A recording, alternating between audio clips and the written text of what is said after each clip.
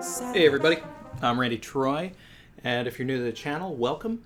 Today we're going to talk about the live-action One Piece adaptation for Netflix. But Randy, there's no news. What are we going to talk about? Well, if you've been following the channel for a little bit, or if you know me, you know that I work in the film industry. I'm a union screenwriter in the WGA. Before that, I spent more than 10, 11 years in the assistant directing department, which is the department responsible for all types of coordination, scheduling, logistics, managing the set. Even before that, I was acting, so I have over 20 years collectively of just being in the industry and understanding how things work. So that's essentially the perspective that I'm going to bring to this, industry knowledge. No, I don't have any inside scoops, but I feel like I can answer some questions that people may have about timeline things and how certain things are going to operate. Now, of course, all of this is subject to how this particular set is run, but when you've been on, over 50 sets, major movies and TV shows, things sort of have their own pattern to them. Now, most of us know that the rights to One Piece have been in the hands of Tomorrow Studios since 2017. Marty Adelstein, the head of Tomorrow Studios, who's known for producing shows like Hannah on Amazon, Prison Break, the new Snowpiercer show, and even the live-action Cowboy Bebop adaptation coming to Netflix as well. He met with Oda. He got Oda's blessing to do the show. But why has it been sitting around for, 3+ years now?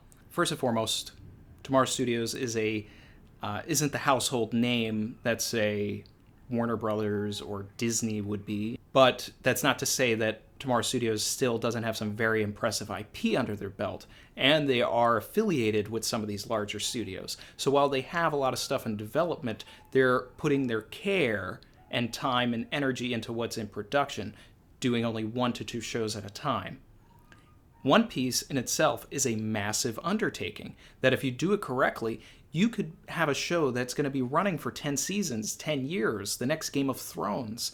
In my opinion, One Piece is a modern epic in the same way that, Homer's Odyssey or the Iliad is. That's what we're dealing with today. Oda's massive storytelling capabilities, his foreshadowing, the characters, the world building is just insane and on a 4,000 IQ level.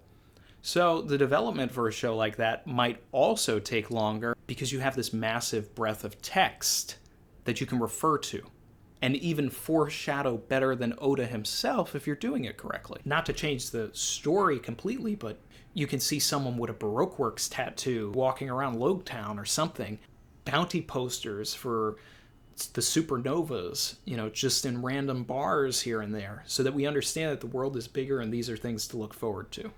Now, the second bit of news that we ever got, after years of hearing nothing, was that they had found someone to write the pilot. That person being Matt Owens, who's known for writing for a lot of the Marvel TV shows, Agents of S.H.I.E.L.D., Luke Cage. Interestingly enough, in an attempt to quell the reservations of the community, Matt Owens actually joined the 8th Reverie and talked to the community directly, letting everybody know that he really is a fan. He talked about his favorite characters. He talked about what One Piece means to him. He talked about meeting Oda, which was legendary. How that made him feel, how Oda tested him before he was even allowed to write the pilot, which begs the question of how many people failed that test. So, those are things that could also have delayed the project. By the end of his chat, I already felt good about the project, but I certainly felt better. The big takeaway is that no matter what, no matter who comes in or out of the project, there's always going to be at least one voice on the show that is a true fan. Now, there are other people that are working on the show that really enjoy the product as well, but I mean, that's one takeaway. The other person that we know that is involved, and someone who has been very vocal on social media, more so than the other parties, is Steve Mayeda, who is known for Lost and X-Files. Me personally, not a huge fan of Lost, but X-Files is a classic, so that's great. And to clear up some education about how things work, I know that a lot of people, even in the Reverie, were referring to Matt Owens as the showrunner. Typically a show, a television show only has one showrunner. Rarely does it have more than one. And in this case, Steve Mayeda is the showrunner. And Matt Owens, they're both executive producers, but Matt Owens would be like the head writer more than a showrunner. The best way to describe what a showrunner is to a television show is the same way that in movies you have a director that oversees everything. In television, you have multiple episodes, and each of those episodes may have a different director. They're coming in and out for a paycheck. So the showrunner is the person that organizes the writer's room and is also that connective tissue throughout the entire season, working with the directors so that everything sort of has this cohesiveness as you progress. Now, we know pretty much all of the other writers that are involved, but I'm not going to get into all of that and what they've done. I'm going to talk about some other facts that we know. Okay? We know that on 2 separate occasions, Marty Adelstein and Matt Owens have said that we're going to get 10 episodes, and it's all going to be East Blue. Okay, so how do you fit all of East Blue into 10 episodes? That's a question that I see a lot. Well, let's think about East Blue. Okay, you take all the episodes from the anime, they're 20, 21 minutes a piece. Ultimately, from episode 1 all the way to episode 50-ish, that you get to Logetown, that's about 17 or 18 hours, right? Algebraic! So, yeah, things are going to get cut. We might not get Gaimon, guys, but, Savage. According to Steve Maeda's Twitter and Instagram, we're going to get Shushu. So, hey. So, yeah, things are going to get cut, but it's still going to be a way more fleshed out season than, we got in, say, episode of East Blue, which was only an hour and a half or 2 hours, right? So how is this going to break down? If I was designing a season of One Piece, yeah, I would try to cover East Blue in an entire season as well. I'd probably push for 12 episodes, but, if I had to do it in 10, I could. First episode's got to start with the execution of Roger and go right into Luffy's flashback. And Luffy's flashback needs to be almost a one-to-one sort of recreation because of how important and how rich everything in that text is. To the point of even emphasizing the Conqueror's Haki against the Lord of the Coast, so that we're really hammering it home and setting up Haki that early. Now, I know that a lot of people know that there was a leaked script for the pilot episode. I'm not going to get into that in this particular video because that's out of respect for the people involved with the production, but also because it's speculation and things change so rapidly in the industry.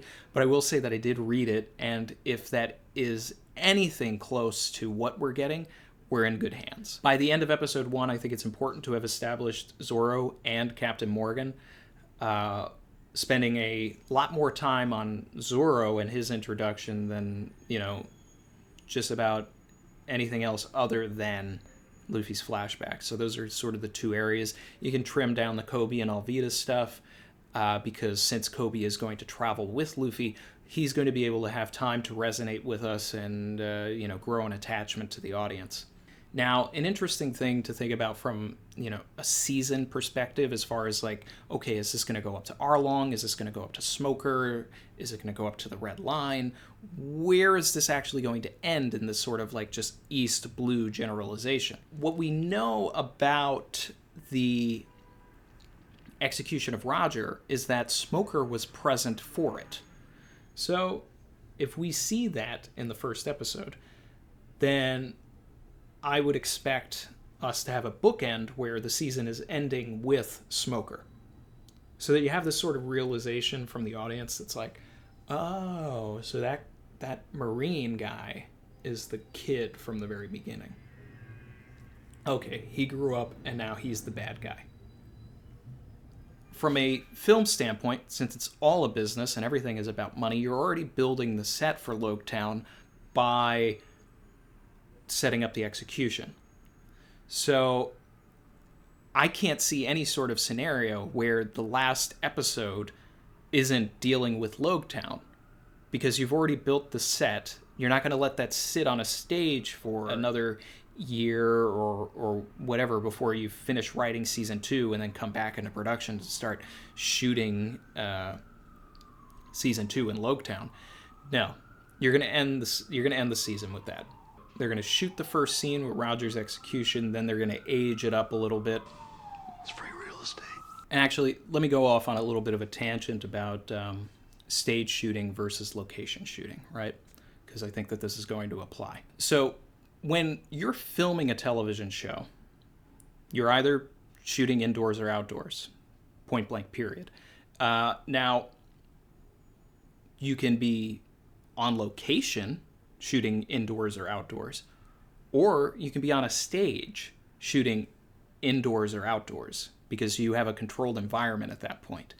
A lot of what I expect One Piece to be is stage work, because you can control the environment completely, and some of the elements of One Piece are like so outlandish that you're going to need that.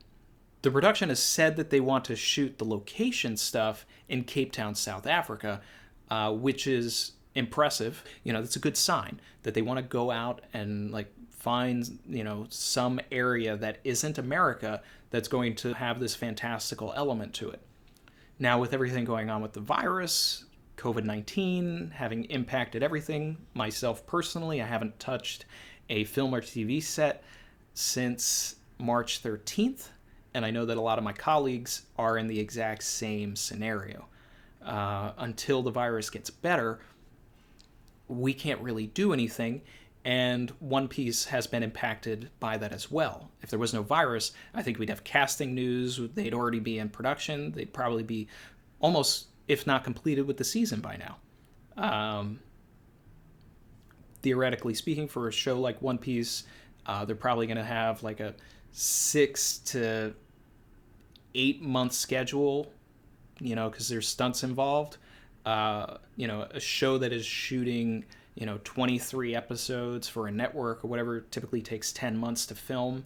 But some of these streaming shows, they operate on a different schedule. Typically it'll take 7 to 10, 11 days to shoot one episode of a television show. These streaming shows like to do what's called block shooting, which is similar to how a movie sets things up, where, a movie that has no stunts can be completed in a month. Essentially 24 to 33 days, you can get an entire movie filmed. If you have stunts, it's a little more, like the shooting schedule for Dark Knight Rises was like 120 days, but that was involving a lot of different countries. Now, an interesting thing about One Piece that is different than most other shows is that One Piece rarely reuses its locations. One of the biggest benefits of block shooting in television is that if you have all of the scripts written, and you know that, like, all right, let's say hypothetically it's a cop show, right? You have all the scripts written, you have this police station built on the soundstage, you can essentially take your entire first month or two of shooting and shoot everything that has to be done in that police station, whether it spans, the first episode all the way to the last episode, and just knock it out. Movies do this. Television shows sometimes, they have like this sort of revolving, they have this revolving door of directors. Sometimes the script changes. Movies are typically locked. So that's more of a movie thing, but I've seen it done with some of these streaming shows that know that they're locked. One Piece isn't going to necessarily be able to do that because they're constantly changing towns and all of this, but if they go to Cape Town or somewhere like it, because the virus may cause them to have to choose a different location. If South Africa doesn't want to open its borders to Americans, then the production isn't going to wait for South Africa to open its borders. They're going to go somewhere else. They're just going to be like, okay, well, this area looks like Syrup Village, and, we can build this set of Arlong Park near the water of this Caribbean island. But ultimately, they're going to have the stage stuff, they're going to have the location stuff, and if they're leaving the country, they're going to want to get all of that location stuff done as quickly as possible and then finish out on the stage without having to go back. And that's one of the key things. What do I think is going to be done on a stage? What do I think is going to be done on location? Well, I think that Syrup Village is going to be one of the most location-heavy arcs in the first season. And it's something that, if you find a really good enough hill that leads to some water, you can almost have a one-to-one recreation of that arc. Granted, I hope they're not spending a lot of time on Syrup Village because it is going to be the weakest area of the first season. It's like, just pick Usopp and just go, guys. I've been with the show for 18, 19 plus years, and trying to get other people into the show, Syrup Village is that hurdle. I'm like, you're about to meet Sanji, and Arlong Park's around the corner, but some people can't get over that hurdle. So if they only spend one episode on Syrup Village, that's going to be great. A lot of the stuff in Luffy and Shanks' flashback, we have the exterior stuff there. The whole thing with the losing the arm, that'll likely be done on a stage, in a controlled tank.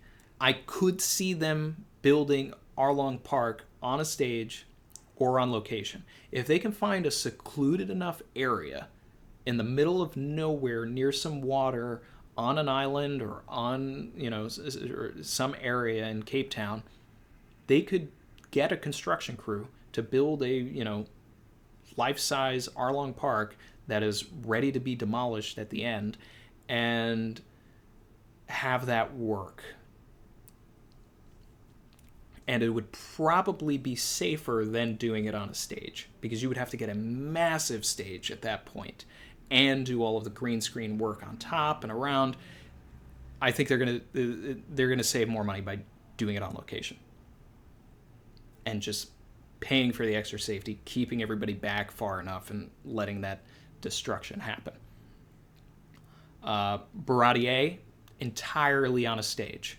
They're gonna build the entire restaurant on some sort of a sound stage, I guarantee it, and maybe even do a lot of the fight on the the fins of the Baratier, probably in the same way that like Titanic did their work. They'll just build a water tank, they'll put that stuff there, they'll probably build the Going Merry on a sound stage, they'll have all of the rooms there, where they sit and eat, the deck, etc.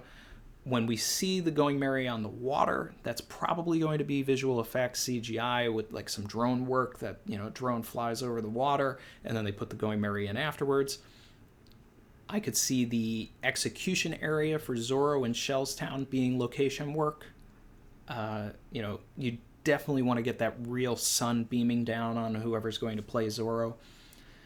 As far as a timeline of what the 10 hours are going to contain, I expect, we're going to start with Roger's execution. We're going to end with, Luffy's execution, and actually end the season with them putting their feet on the barrels and announcing their dreams to each other and to the world. And that is a excellent bookend for us to then start season 2 with the Reverse Mountain and follow that all the way through to the end of Alabasta. So by the end of episode 1, we should be meeting Zoro and Morgan. Halfway, 3/4 through into episode 2, we should be saying goodbye to Kobe, and we should have enough interaction with Luffy and Zoro to understand that they are a crew dynamic. By the end of episode 2, we should be meeting Nami in Orange Town. By the end of episode 3, we should have done everything that has to happen in the Buggy arc, with an extreme emphasis on the scene with Luffy and Nami talking about treasure, because that's going to come back later on in Arlong Park, when he eventually finally has the, iconic moment of putting the hat on Nami. And also, the Shushu scene should have a lot of emphasis on it as well, because that is the scene where Nami actually understands who Luffy is as a person. And that's going to play heavily into her arc, which is going to be one of the most dynamic arcs over the course of the season. Getting Buggy right is just as important as anything else. Most importantly, the flashback. One interesting thing about the Buggy and Shanks flashback would be if they cast a big-name actor to play Rayleigh, considering that we won't see him again for like another 5 years, probably. But, that's the type of foreshadowing that I would love to see in the show. I'm getting sidetracked here, but, if I was running the show and had unlimited money, I would, after shooting the Luffy flashback, take that kid and then have a separate Splinter unit go off and shoot the Ace and Sabo flashback, just so that there's a consistency between actors. And after shooting the Sanji and Zeph flashback, cast some kids and cast Judge and shoot that flashback to just kind of tuck into the corner, even though it's not going to get used for like 8 years. But one thing I always, that always bothers me when I'm watching long-running shows is when they recast people. One of the great things about One Piece is that you have this entire catalog, almost 100 volumes by this point, of information to go off of. So essentially, if they spend a lot of money on a particular actor, they could shoot all of their scenes over the entire series, in a week for some people. If they manage to get someone huge to play Shanks, they should just have a Shanks unit and just shoot everything with Shanks. They could do it in probably 3 days. Granted, except for the war. Excluding the war. Two people that are definitely going to end up getting recast are Young Buggy and Young Shanks, because by the time they get to the Odin flashback, it's just going to be... It's going to be many years from now. So by the end of episode 3, hopefully we're done with Buggy. Episode 4, entirely Syrup Village, done with it by the end of it. There's a lot to get through in Syrup Village. It's an arc that Oda spent way too much time on. But then, let's start episode 5. We're going into, we're on our way to the Baratier. We meet Johnny and Yosaku. We set up all of the Chore Boy stuff. And by the end of episode 5, we've met Mihawk and set up that Zoro and Mihawk are going to fight. We start episode 6 with that fight. Have that last, all of that be, the first 20 minutes of episode 6. By the end of episode 6, we have defeated Don Krieg, Gin, and we're on our way to Arlong Park. We spend episodes 7, 8, and most of episode 9 fleshing out Arlong Park as best as possible, because that is the important and most crucial area.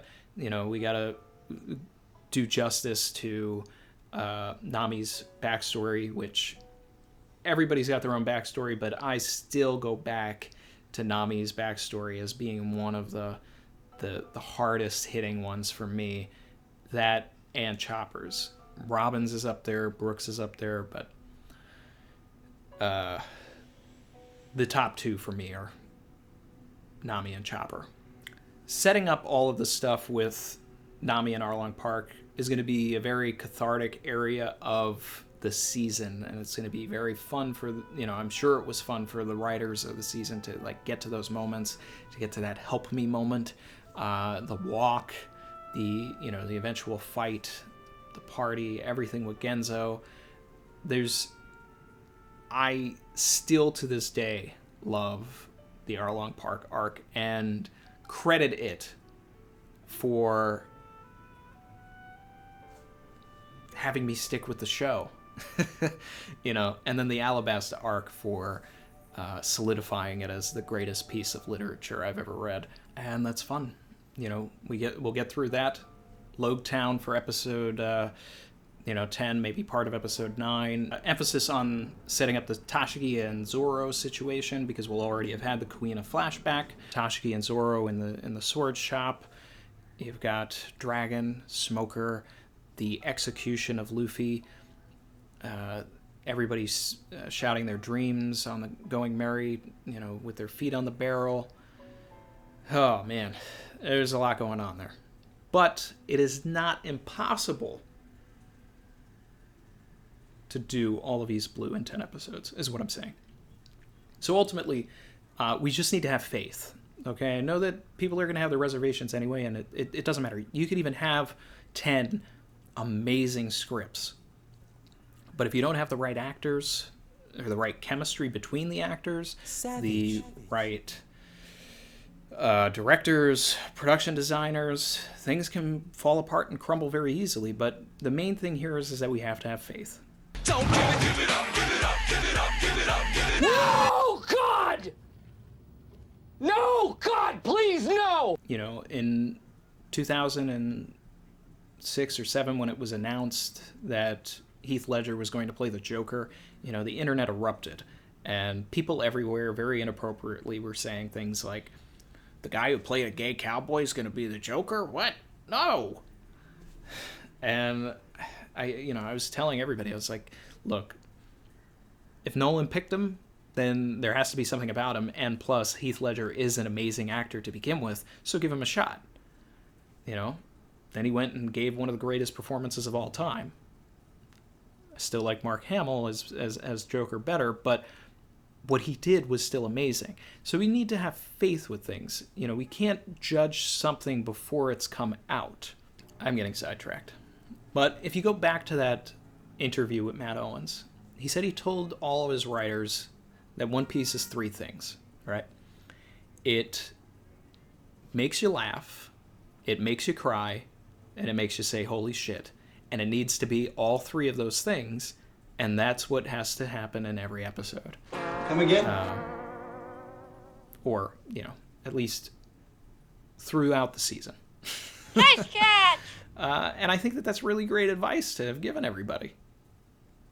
And if they can pull that off, then we're going to have a really great show, guys. It's going to be interesting to see.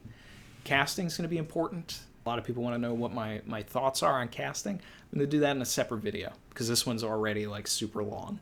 So that's it for me, guys. I'm going to take the rest of this video and I'm going to split it up into parts, similar to what I did with my law theory, how it's 1 part, 2 part, although I'm going to shoot everything for this today, and I'm going to release it separately. So when you see those videos and I'm wearing the same shirt, that's why. There's going to be a section on visual effects. I'm going to talk about how powers are going to work, what to expect with Chopper, what to expect with Fishman, etc. I'm going to do a section on casting, which is just going to be my choices, what I would do, the way that I see it from a realistic standpoint. I'm not going to be, saying that, this really expensive A-list actor needs to be Luffy or something. That's not going to be the case. We're not going to get Tom Holland as Luffy. I know I've seen that on a bunch of stuff. It's not happening, guys. And if any other news arises, this will just become a ongoing series. I want to thank everybody that champed it out with me, and watched this video to the end. Be sure to check out the additional parts coming out very soon. Hit that subscribe button to know when it comes out. Leave me a like if you liked this perspective. Let's keep the conversation going in the comments. Love engaging with you guys. This is, really cool for me, and, I get to kind of talk about both my passions, my work, and One Piece at the same time. So this is a lot of fun. And so that's going to do it for me. See you guys later.